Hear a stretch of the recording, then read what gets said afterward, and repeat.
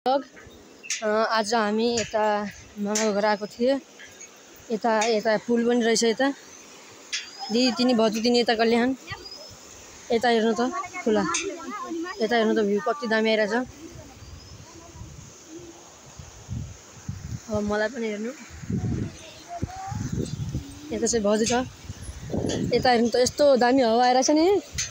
अब के भन्नु क्या, यो प्रकृतिको बयानै गर्न पाइँदैन के। यता उता चाहिँ भजु भिडियो बनाइरहेछ। उता चाहिँ अब एउटा पुल बन्नेवाला छ। यहाँ जुम गरेर पनि देखाइदिन्छु। यता डजरले खनेर जस्तो बनाइरहेछ। उता हेर्नु, यता अब डाँडा काँडा कस्तो छ। उता चाहिँ दुईटा पुल हामी घुमेर आइसक्यो, तर त्यहाँको भिडियो चाहिँ बनाएको छैन।